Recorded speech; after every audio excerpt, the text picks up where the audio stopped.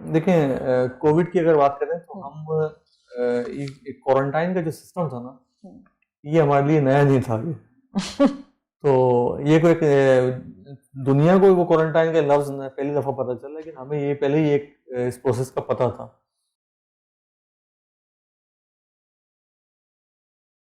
अस्सलाम वालेकुम, welcome back to the podcast series जो committee for welfare of prisoners के फोरम से हम कर रहे हैं। आज हमारी तीसरी एपिसोड है and it's sure to be a very interesting topic.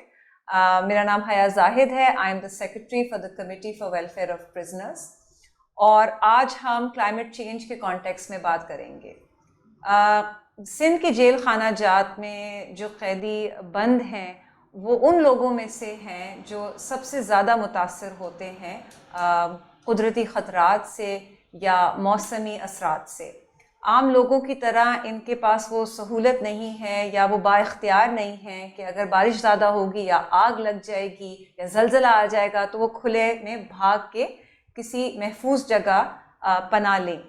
वो जेल इंतज़ामिया पे पूरी तरह से डिपेंडेंट होते हैं। वो किसी फ़लाही इदारे से ख़ुद रब्ता नहीं कर सकते कि उनसे मदद ले लें, बल्कि वो कांटेक्ट करने के लिए भी अपनी फैमिलीज़ को कि उनका हाल पूछें कि वो कैसे या कोई मदद मांगे, उसके लिए भी वो प्रिजन इंतज़ामिया पे कम्प्लीटली डिपेंडेंट होते हैं। तो गुज़िश्ता दिनों में हमने देखा कि हंगामी सूरत हाल थी पूरे सिंध भर में, सैलाब था, मानसून रेन्स थे। तो पब्लिक फोरम में हमने बच्चों की बात करी जो सैलाब से मुतासर हैं, ख़वातीन हैं, प्रेग्नेंट औरतें हैं, ट्रांसजेंडर्स पे भी बातचीत हुई और ये अच्छी बात है। रिलीजियस माइनॉरिटीज़ की नीड्स पे भी बात हुई, लेकिन जो एक गैप हमारी नज़र में आया वो ये था कि कैदियों के बारे में शायद इतना चर्चा नहीं हुआ। तो आज हमारे साथ एक बहुत सीनियर मेंबर हैं जेल इंतज़ामिया के।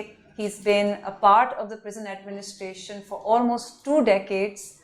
DIG Munawar Shah is with us. Thank you so much.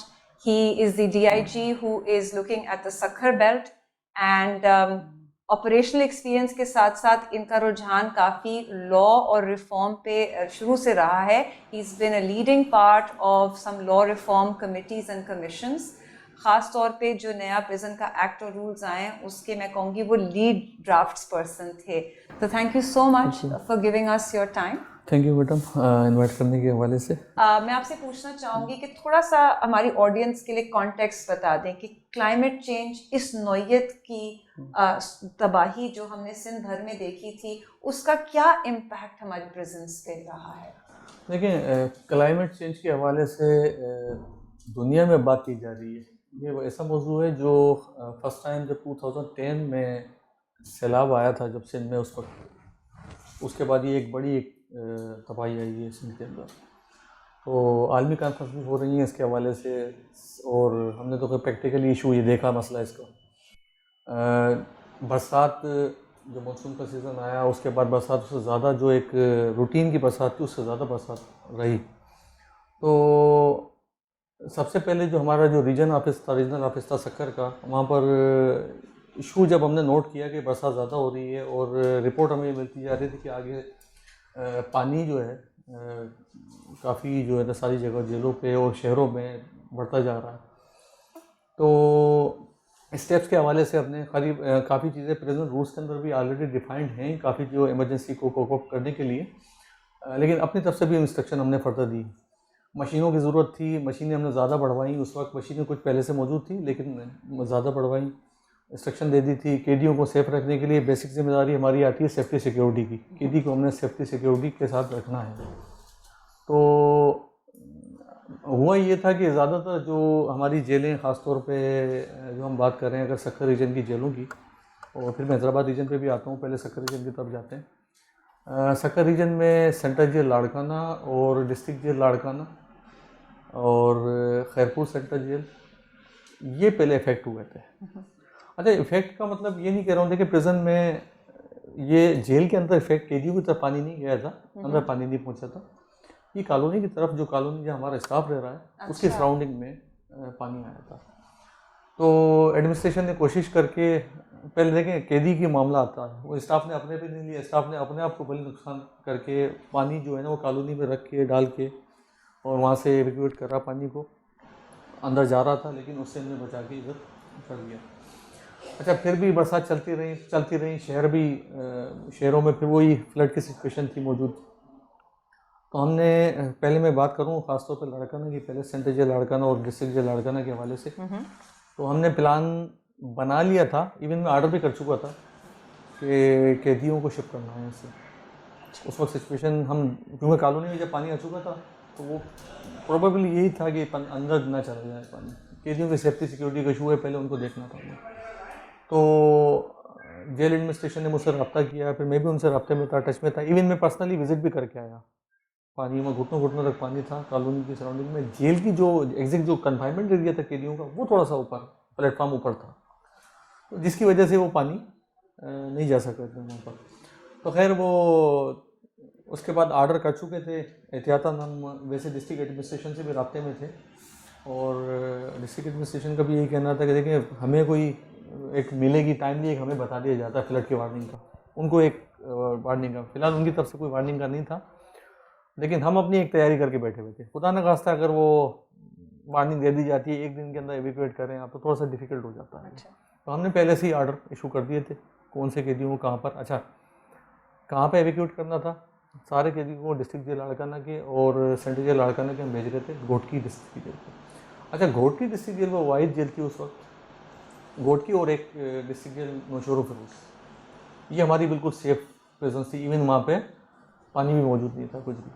बड़ी एक मतलब घोटकी साइड पे इतनी मैं समझता हूँ बरसात कम हुई थी, और नौशेरो फिरोज भी उस वक्त सेफ थी।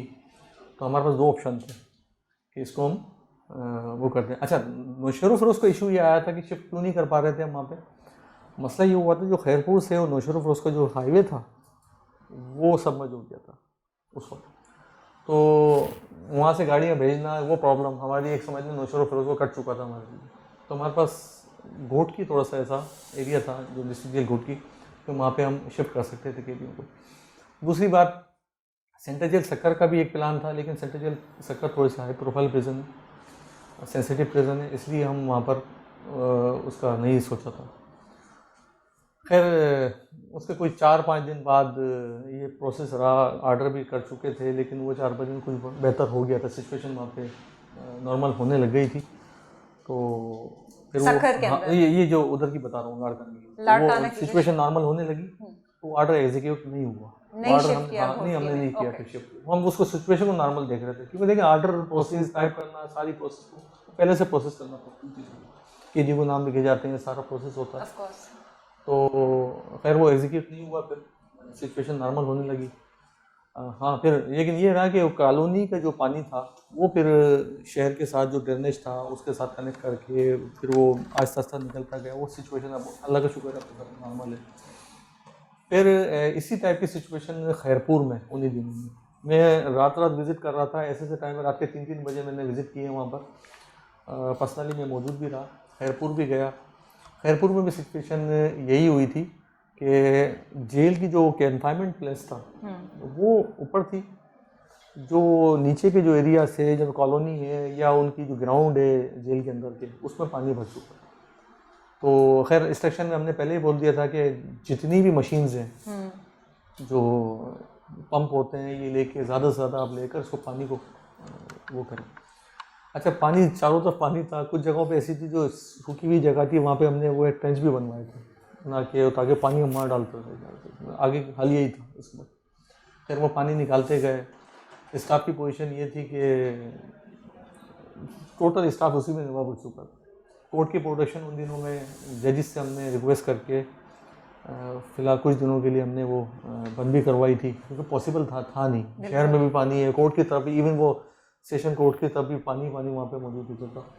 तो ऐसी सूरत हाल में जेल से कैदी को लेके जाना, गाड़ी में लेके जाना, वो सारा डिस्टर्बेंस वो पहले ही जो रोज़मर्रा की जो रूटीन है वही उसी में डिस्टर्बेंस आ रही थी।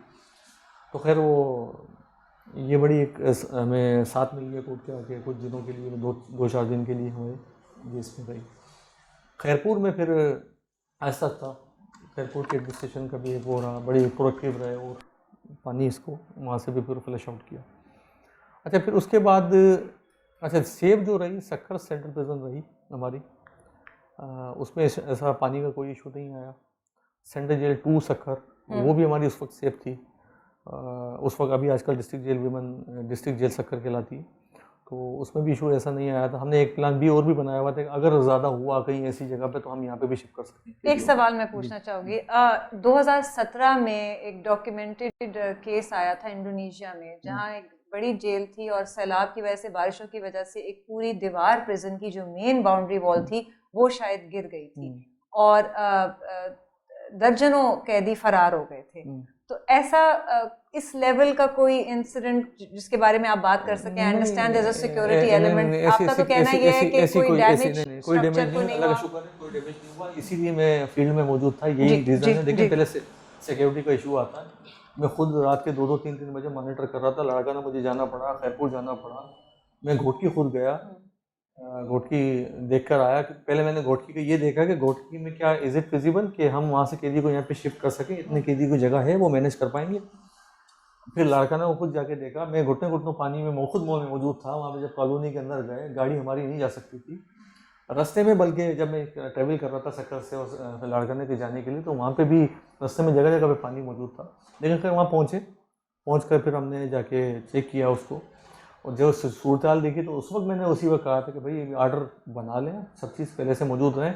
अच्छा, फिर प्रॉब्लम ये आती है कि डिस्ट्रिक्ट पुलिस ऑन बोर्ड होती है, डायरेक्ट हम शिफ्ट नहीं कर सकते, तो हर चीज़ एक टाइमली मैनेज करनी थी हमने उसको। इस एक्सपीरियंस के बाद कोई ऐसा डिजास्टर मैनेजमेंट पॉलिसी या प्लान प्रिजन्स के लिए खास तौर पे आप लोगों ने डेवलप किया, या कोई सोच है कि करेंगे? आई अंडरस्टैंड कि आपने एक लीडिंग रोल प्ले किया था जो कानून साजी सिंध में हाल ही में हुई थी। 2019 में नया सिंध प्रिजन्स करेक्शंस एक्ट आया था, फिर उसकी रूल्स कॉम्प्रिहेंसिव किस्म के बने। थोड़ा सा उस पर भी आप अगर बात करें कि वो लेजिस्लेटिव फ्रेमवर्क इन सिचुएशंस में आपको क्या कवर देता है, शायद पहले ये बातें नहीं थी हमारे लॉ के अंदर, और उसको इम्प्लीमेंट करने के लिए कोई पॉलिसी बनाई है, कोई एक्शन प्लान बनाया है? देखिए, चैप्टर है हमारा इमरजेंसी एंड आउटब्रेक्स चैप्टर, उसके तहत ऑलरेडी हमें एक प्रोविजन मौजूद है कंटीजेंसी प्लान का। अच्छा, कंटीजेंसी प्लान फायर के अलग होना चाहिए, सैलाब की सूरत हाल, इस तरह की सूरत हाल को, फ्लड को बू देने के लिए वो अलग प्लान होना चाहिए। कोई राइट्स हो जाते हैं तो उसकी कंटीजेंसी प्लान अलग होना चाहिए। ये अच्छा, इसके अलावा और भी कोई भी जो कंटीजेंसी प्लान जो हम उसको सोच सकें वो बनाना चाहिए। इस तरह के कुछ प्रिजन्स पे मौजूद हैं जो हैं, लेकिन हम कोशिश कर रहे हैं कि ये सबके सारे प्रिजन्स पे ये सारी चीज़ें, ये कंटीजेंसी प्लान मौजूद हो आगे जाके, क्योंकि यही खदशा है कि और तेज़ बारिशें होंगी, climate change is a reality which is here to stay for us. इसके साथ साथ जो भी हमारा एक सारे हमारी एक सीनियर हायरार्की सब ये मुत्तफिक इस बात पे, अभी एक जो बैरिक्स का जो हम डिज़ाइन है ना, वो हम इस सोच पे ले जा रहे हैं कि वो टेपर्ड जो तिकोन स्टाइल में जो है ना वो बैरिक्स होने चाहिए, ताकि वो पानी वगैरह का जो है ना वो डिस्टर्बेंस ना हो। अच्छा, आप क्या कहेंगे कि हमारी 50% जेल ऐसी हैं जो पार्टीशन अंग्रेज़ के टाइम से बनी हुई हैं, और 50% ऐसी हैं जो पिछले 2-3 सालों में बनी हैं, या may be in the last 10 years बनी हैं? थोड़ा इंफ्रास्ट्रक्चर के बारे में, जो प्रिजन की बुनियाद है उसके बारे में बताएं, और इसके कोई स्टैंडर्ड्स होते हैं to make them more resilient in the context of disasters? देखिए, बेहतर प्रायोरिटी जो मैंने जो ऑब्जर्व की ना, मैं पहले सक्कर की हमने मिसाल दे दी। आई थिंक इसकी जो कंपैरिजन अगर हम करें, जो पुराने दौर की जो ज़मीनें अगर जो ली हुई हैं वो या तो दरिया के करीब भी रखी गई थी या कोई पहाड़ी इलाकों के ऊपर जेलें बनाई गई हैं। तो प्रायोरिटी ये होनी चाहिए हमारी कि कोशिश ये करें कि जो पहाड़ी इलाके हैं, ख़ासतौर पर जो हाई राइज एरियाज़ हैं उस पर बना के, ताकि वो ये सेफ रहे एरिया। ख़ासतौर पर अभी गवर्नमेंट का ये सबसे बड़ा एक अप्रिशिएबल स्टेप है कि एक ज़मीन जब हम देख रहे थे ये हाई सिक्योरिटी प्रिजन के लिए, तो यही हमारा एक जहन में है हाई सिक्योरिटी प्रिजन के लिए कि ये एक ऐसी जगह पर हो जो ऊपर ये चीज़ रहे। तो इसमें काफ़ी चीज़ों की ना वो सहूलत हो जाती है, मामला सही रहता है इसके अंदर। मैं सक्कर के हवाले से बता रहा था, वो सक्कर के रीजन के बाद ये हैदराबाद रीजन की एक हमारी बात रह गई थी। दादू में फ्लड क्रॉस कर रहा था, तो इनको वार्निंग इशू हुई थी। ऑफ कोर्स सबसे ज़्यादा मुतासर हुई एरिया। दादू जेल डिस्टर्ब नहीं थी हमारी, अच्छा, जेल का कोई इशू नहीं था, लेकिन वार्निंग इशू हो गई थी कि जो फ्लड है यहाँ से क्रॉस करेगा तो ये मे भी कहना ये जेल डिस्टर्ब हो सकती है इसके अंदर। तो उसमें भी फिर हमारा जो हैदराबाद रीजन में दादू से हमने फिर शिफ्ट किए थे सेंट्रल जेल मीरपुर खास की तरफ। तो सेंट्रल जेल मीरपुर खास में फिर वो कैदी वहाँ पे भेजिए। अच्छा, इसके अलावा हैदराबाद रीजन में नवाबशाह प्रिजन के अंदर पानी आया था, वहाँ पे पानी आया था, तो वो पूरी जेल हमने खाली की थी। तो वो भी मीरपुर खास भेजे थे उसके कैदियों को। अच्छा, इसी तरह से फिर इसके बाद बरसात ख़त्म हो गई थी, सब कुछ क्लियर हो गया था।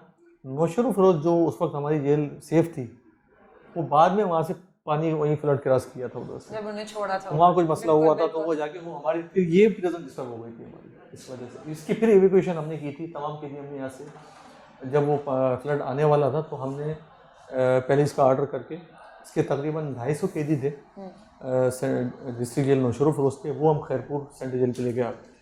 ये थोड़ा सा बता सकते हैं इवैक्यूएशन का जब प्लान बन जाता है, जिस तरह आपने कहा दादू और हैदराबाद रीजन में you actually had to continue with the plans, north में फिर आपको नहीं करना पड़ा था सखर बेल्ट में, तो इवैक्यूएशन का प्लानिंग किस तरह होती है? आई अंडरस्टैंड कि आपके पास लिमिटेड रिसोर्सेज हैं, गाड़ियों का मसला होता होगा, सिक्योरिटी का इशू होता होगा कि अलर्ट ना हो, कि कोई कैदी फरार ना हो जाए, मौके का फायदा नहीं उठाए, तो ये इवैक्यूएशन पूरी की प्रिजन एक साथ आप करते हैं कि क्या होता है? नहीं, ऐसा तो नहीं है। इसके अंदर ऐसा वो प्रोसेस, लेकिन मिलके काम कर रहे होते हैं प्रिजन और डिस्ट्रिक्ट पुलिस। Okay. इसमें दो 50-50% इनका पोर्शन है काम करने का। वहाँ पे जो एडमिनिस्ट्रेशन है, प्रिजन सुपरिटेंडेंट है, जो दूसरा स्टाफ है, वो एक सेंस कर रहे होते हैं कि करना क्या है इसको, ठीक है। फिर इधर से रीजनल ऑफिस हमारा सखर का, वो उनसे कोऑर्डिनेशन में था वो। अच्छा, जो हमारी डिस्ट्रिक्ट जो प्रिजन है या सेंट्रल प्रिजन है, वो डिस्ट्रिक्ट एडमिनिस्ट्रेशन से भी राब्ते में होती है कि क्या होने वाला है, तो सबकी कोऑर्डिनेशन चल रही होती है।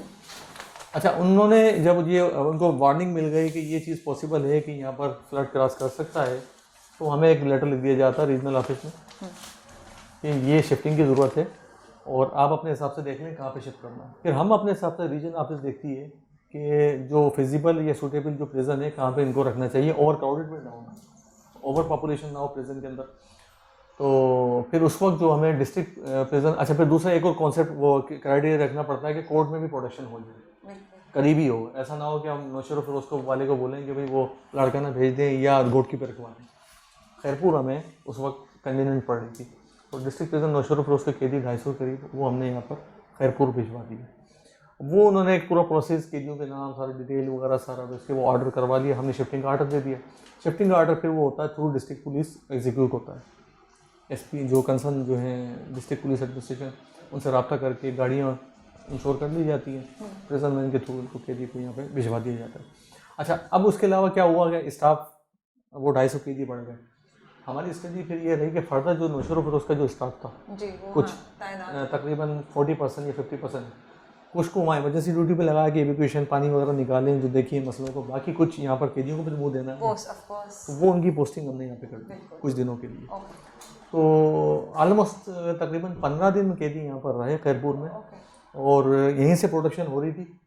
कोर्ट, जहाँ कोर्ट जा रहे थे कैदी, आना जाना होता था, कोर्ट जा रहे थे। फिर वो जब सिचुएशन नॉर्मल होती गई तो आहिस्ता आहिस्ता फिर ऑर्डर उन्होंने करवा लिया कि सब सिचुएशन नॉर्मल हो रही है, तो आहिस्ता आहिस्ता जो भी कोर्ट नौशर फिरोज में कोर्ट में प्रोडक्ट प्रोड्यूस होता जा रहा है, उसको आप कैदी को मार रखते हैं। तो हमने इस तरह से वो, अब अल्लाह का शुक्र है अभी सब जगह पे सिचुएशन नॉर्मल है। अच्छा, दैट्स ग्रेट। आपने प्रोडक्शन की बात की तो मुझे याद आया कि जेल से प्रोडक्शन कोविड की वबा के ज़माने में भी रुक गई थी, तो ऐसा लग रहा था कि अभी जेल इंतज़ामिया ने अपने आप को अभी संभाला है, कोविड के पैंडेमिक से अभी निपट के उन्होंने ये बात ख़त्म की है, और फिर एक और डिज़ास्टर सामने आ गया। लेकिन कुछ लेसन्स आपने लर्न किए होंगे dealing with health care disaster of such a big scale, तो उससे आपको एक्सपीरियंस शेयरिंग करना चाहेंगे? क्या हिकमत अमली आपने देखी, अपनाई, what works best? In lessons की अगर हम बात करते हैं, इसके लिए अल्लाह का शुक्र है, आप ये देखें कोविड के टाइम पे हमारे पास जस्ट एक कैदी के अलावा कोविड में और कोई नहीं हुआ, पर सिर्फ एक डेथ हुई थी, वो भी कोई 87 और 90 की सीनियर सिटीजन, 87-90 की एज थी। वो एक जो ऑलरेडी जो मैकेनिज्म होना चाहिए दुनिया भर का क्वारंटाइन का, वो ऑलरेडी उसके लिए हम पहले से ही हमें पता था कि क्वारंटाइन में सेपरेशन की कैसे की जाती है, डॉक्टर्स को पता था, वो हमारे रोज़ में एक उसका पार्ट था पहले से मौजूद। हाँ, नए कानून में कुछ चीज़ें हमने दी थी कि ऑथोराइज एब्सेंस और किस तरह से उसको सेपरेट करना है, क्या है। अच्छा, उन दिनों में फिर हमने जो स्टेप लिए थे, उसमें भी यही एविक्यूएशन वाला मामला आया था कि हम जो ओवर पॉपुलेटेड प्रिजन्स थी, तो जहाँ पर अंडर पॉपुलेटेड थी प्रिजन, तो हमने यही स्टेप लिए थे, जैसे हमने इसको फ्लड के टाइम पे किया, यही काम हमने उस वक्त भी किया था कि मीरपुर खास इस वक्त 1000 की ऑथोराइज कैपेसिटी है, लेकिन उस वक्त आई थिंक 250 या 300 प्रिजनर्स थे। तो हमारे लिए सबसे जो फिजिबल जो प्रिजन उस वक्त थी कराची सेंट्रल जेल से हमने वहाँ पे भेजे थे, मीरपुर खास सेंट्रल जेल पे। फिर इसके अलावा हैदराबाद कुछ हैदराबाद भी भेजे और कुछ सक्खर भी भेजे, इस तरह से खैरपुर भी भेजे थे उन दिनों में। तो हमने क्या किया था कि ये चीज़ सेपरेट करके मुख्तलिफ जो ओवर पॉपुलेटेड जो प्रिजन्स थी वो हमने इनको मुख्तलिफ जगह पे एडजस्ट कर दिया था उन दिनों में। तो आई थिंक फिर उसके 4-5 महीने बाद जब सिचुएशन नॉर्मल होने लगी तो फिर ये वापस आने लगे देखिए इस तरह से। अब रही बात ये कि लेसन्स, ये देखिए कोविड का ये लेसन्स था तो यही फ्लड के टाइम पे भी काम आया, बिल्कुल ये काम आया, एक लेसन लर्न किया हमने। और इसमें यही होनी चाहिए कि as far as contagious disease में कैसे उसको मुंह देना है और सेपरेशन किस तरह से इंश्योर करनी है कैदियों की, किस तरह से वो रहेगा। सेफ्टी बेसिक जो हमारी जिम्मेदारी में वही सेफ्टी सिक्योरिटी की बात करें ऊपर, कि सेफ्टी सिक्योरिटी रखनी है। सिक्योरिटी सेफ्टी के हवाले से वो केजी की कस्टडी जो हमें अमानतन हमें मिली हुई है उसको इंश्योर करना है। तो अच्छा, अब स्टैंडर्ड्स के हवाले से हम थोड़ा इस पर भी काम कर रहे हैं। दुनिया भर में प्रिजन्स के हवाले से स्टैंडर्ड्स डेवलप किए जाते हैं।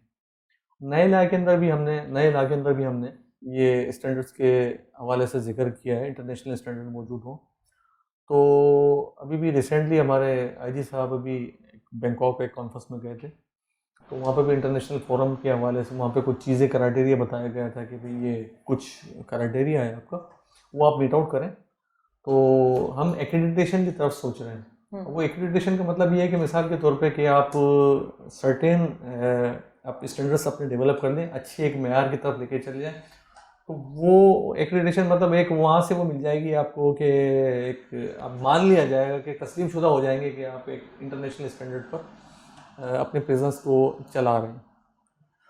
तो अभी हमने एक इस पर इंशाल्लाह कोशिश है हमारी कि कराची, हैदराबाद और सक्खर रीजन में 3 प्रिजन्स को हम सोच रहे हैं कि इसकी तरफ लेके जाएं और जो उनका क्राइटेरिया है जो इंटरनेशनल स्टैंडर्ड पर एक्रेडिटेशन लेने के लिए, तो उसको हम मीट आउट करें। और इंशाल्लाह वो फिर कम से कम ये एक फर्स्ट स्टेप होगा जो मॉडल प्रिजन बनाते हैं पहले हम, ये मॉडल प्रिजन तो दूसरे प्रिजन्स को भी फिर उसी पैटर्न पे ले जाने की हम कोशिश करेंगे। ये कोई इंटरनेशनल अवार्डिंग बॉडी है जो अक्रेडिट करेगी? बिल्कुल। तो हम ये देख रहे हैं इस पर, उनका क्राइटेरिया मिल गया है और क्राइटेरिया के एक सेट क्राइटेरिया उन्होंने दे दिया, टर्म्स एंड कंडीशन दिए हुए कि आपको इस तरह से करना है, ओवर पॉपुलेशन नहीं होना चाहिए, फैसिलिटीज़ होनी चाहिए, डिसेबिलिटी का कोई मतलब डिसेबल वो एक्सेसिबल फीचर्स हों आपकी बिल्डिंग में, ओवर पॉपुलेशन नहीं हो, स्टाफिंग प्रॉपर हो, ये क्राइटेरिया उन्होंने दिए हैं बहुत सारे। तो हम कोशिश करेंगे पहले ये 3 मॉडल प्रिजन्स को हम सिलेक्ट करके तो उसको रेप्लिकेट करेंगे, इंशाल्लाह कोशिश करेंगे कि वो दूसरी प्रिजन्स पे भी हो। पहले इसकी तरफ जाते हैं इंशाल्लाह। आगे की सूरत हाल में आप क्या एक्सपेक्ट करते हैं डिस्ट्रिक्ट गवर्नमेंट से, सूबाई सतह पे, वफाक से, डिज़ास्टर मैनेजमेंट अथॉरिटी से? श्योरली रिसोर्सेज की किल्लत है, स्टाफिंग के इश्यूज होंगे, हम ये सब बातें सुनते हैं कि प्रिजन्स का बजट शायद कोविड के बाद बढ़ाया भी नहीं गया है, वैकेंसीज अभी भी हैं, बहुत ज़्यादा प्रेशर है, ओवर क्राउडेड प्रिजन्स हैं। तो आगे आप क्या तवक्को रखते हैं, क्योंकि क्लाइमेट चेंज के अंदर हम अपनी प्रिजन्स को किस तरह फोर्टिफाई करें ताकि प्रिजनर्स की सेफ्टी एंड सिक्योरिटी गारंटीड हो और एक डिग्निटी के साथ स्टाफ भी और प्रिजनर्स भी अपना टाइम गुजार सकें? देखिए, जो डिज़ास्टर मैनेजमेंट का जो सब्जेक्ट है ना, वो पाकिस्तान में भी कुछ जो लेजिस्लेशन हुई है कि नया आया है भी थोड़ा सा, ठीक है। तो इसमें इनफैक्ट ज़रूरत है हमें कोऑर्डिनेशन की, होनी चाहिए बिल्कुल। और जो हमारी अच्छा, फिर उसको साथ साथ हम उसको अलाइन करें जो हमारे स्पेशल लॉ है, जो प्रिजन लॉ के अंदर जो उसमें जिम्मेदारियाँ बताई हुई हैं, उसको लेके जेल एडमिनिस्ट्रेशन, प्रिजन एडमिनिस्ट्रेशन, वो डिज़ास्टर मैनेजमेंट अथॉरिटीज़ के जो कंसर्न है डिस्ट्रिक्ट लेवल पे, कॉमिशनल लेवल पे, ये साथ बैठें और बैठ कर एक ये कंटीजेंसी प्लान इस पर फाइनल करना चाहिए कि किससे कब कैसे किस तरह से रब्ता किया जा सकता है।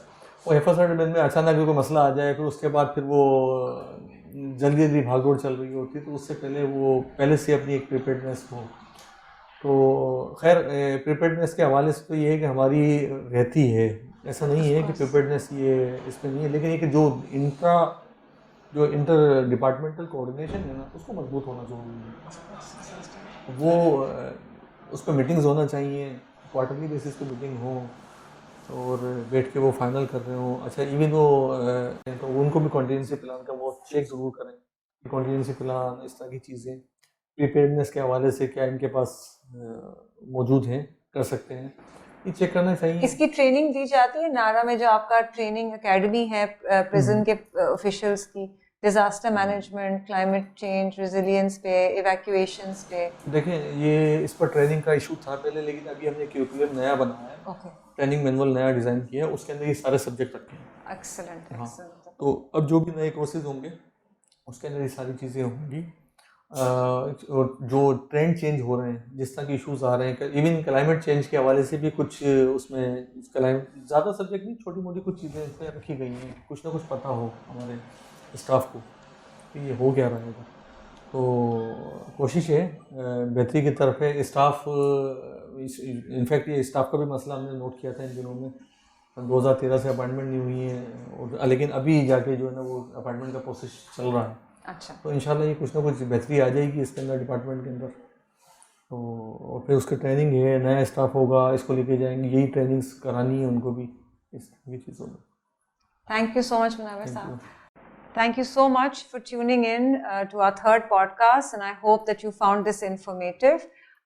जिस तरह से मुनव्वर शाह साहब हमें बता रहे हैं कि सिंध प्रिजन्स ने फोर फ्रंट में आके इस डिज़ास्टर से रिस्पॉन्ड किया है, आई थिंक कि ये एक बहुत बड़ी केस स्टडी बन सकता है, डॉक्यूमेंट होना चाहिए। ना सिर्फ कि आपने सैलाब और बारिशों के कॉन्टेक्स्ट में जो रेजिलियंस दिखाई है, जो फॉरवर्ड थिंकिंग और प्लानिंग दिखाई है, जो प्रोएक्टिवनेस दिखाई है, बल्कि कोविड की भी चीज़ें, I wish that we had the opportunity to document and do some research on this. Thank you very much.